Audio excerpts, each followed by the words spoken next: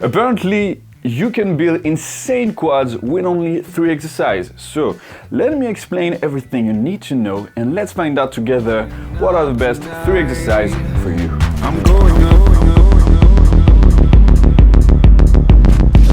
What's up guys, welcome to this new video.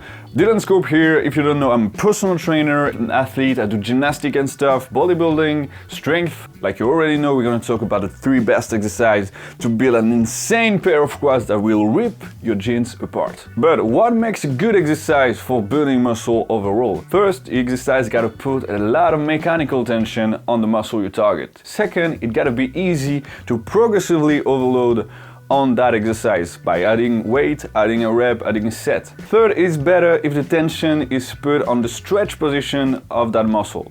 And fourth, of course, the exercise gotta feel good, because if the movement feels awkward, it is very likely that you will not push yourself as much as you need to. First, let's talk about the back squat. In my case, the back squat is really the best exercise I can think of for starting the session. It is the exercise that you could put the most weight on, and if you are controlling the weight all the way down, it puts you in the really stretch position on the quads, and the quads are really the muscle working to get you up. But maybe depending on your genetics, if you are long femurs, long shins, it might be difficult for you to put the emphasis on the quads muscle. It is okay, and it doesn't mean that you should avoid it completely, because in my opinion, everyone should be able to do a heavy set of squats, no matter what your techniques are. It is an incredible exercise for a novel strength perspective, and it is really good for stimulating the nervous system. Also, the research have shown now that heavy lifting is really good for the release of hormones like testosterone and growth hormones. So since the legs are the biggest muscle in your body, the quads, I think the quads are really the biggest muscle in your body. The glutes are the strongest, but the quads are the biggest. So the more weight you can put on those muscles, it is going to be really good for anabolic hormone release. Of course, we are talking about hypertrophy, so if the back squat is not the best for targeting your quads, there's a lot of options. You just got to find the right exercise. There's a lot of options. You got the hack squat, the pendulum squat. You will not have to worry about balance, and you can move your feet up or down. And of course, there's the Smith machine option, allowing you to put a lot of weight and find the right position of your feet to also have the best tension in your quads. So first exercise, the most mechanical tension and the most progressively overload that you can do. Also, quick reminder, to put all the tension on quads, the chosen exercise need to put your legs in the most knee flexion position possible. Further, your knees are gonna be from the line of force, aka in the squat is going to be gravity, so the vertical line. The further your knees are going to be from that line, the most mechanical tension you're going to get on the quad. Of course, when you found the right exercise, I think it is going to be challenging, but the sweet spot is going to be 5 to 8 reps, because you can do more, but there's a lot of chance of your back or your core or any other muscle reaching failure before your quads do. Second exercise, which allows you to again keep the tension on the quads, but it's gonna be really less energy consuming on the rest of your body. So instead of having the weight on your back, you will be able to focus only on your legs. For me, it's gonna be the leg press, but you can do Bulgarian split squat, you can do goblet squat, or any other press that is gonna be really less demanding on the upper body. On those exercises, make sure to keep your core really engaged. And of course, since the rest of your body is less involved in the movement, you can shoot for higher reps like 8 to 12 and really control the eccentric to give a good stretch, to give a good tension on the quads. Last but not least, is going to be the isolation exercise. So you already know the leg extension is the most popular exercise, and I think you can find this machine on pretty much every gym. So it is a good exercise, but I think it's not gonna be the ideal, except if you have a prime leg extension in your gym. That is, I think, the best machine for quad isolation, because you get really that stretch position, and you can modify the resistance curve depending on where you put the weight. But not all gyms have this, and I recently switched the leg extension for another exercise, which is a reverse Nordic curl.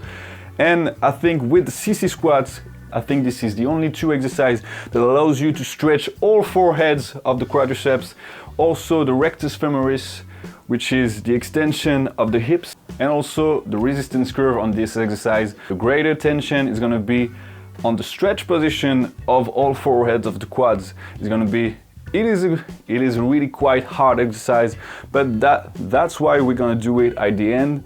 And if you don't have the strength to do those exercises, you can always add an elastic band to help you. So now let me show you what my quad day looks like. I'm starting with back squat, of course. For the last few weeks I was going for strength, so I didn't go past 3 to 4 reps at maximum. But now I'm starting a new cycle where it is only hypertrophy focus. So I'm starting again with back squats, but now we're shooting to 6 to 8 reps.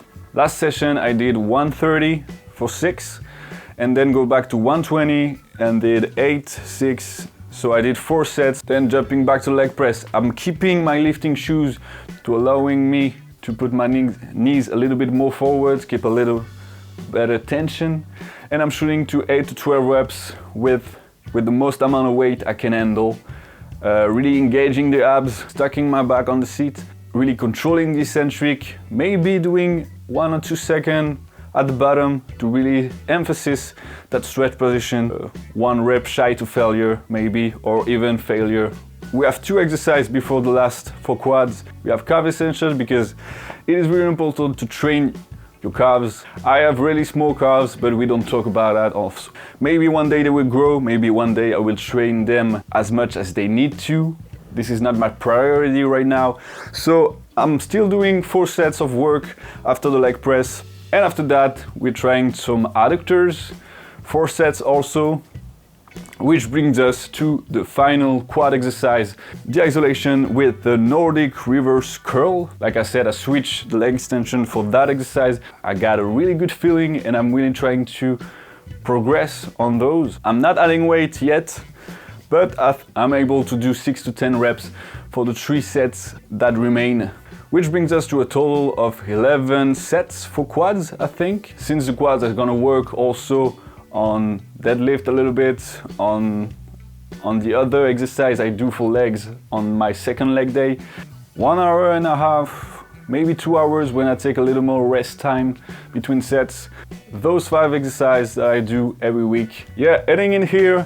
Thank you guys so much if you watched the whole video. I hope you find the 3 exercises that are the best for you. If you want me to review one exercise in particular, leave a comment down below. If you want me to improve something on the videos, or if you have any idea for the other videos, leave a comment also. Leave a thumbs up if you like the video. Subscribe if you want to see more, of course, and I see you guys in the next one. I'm going up.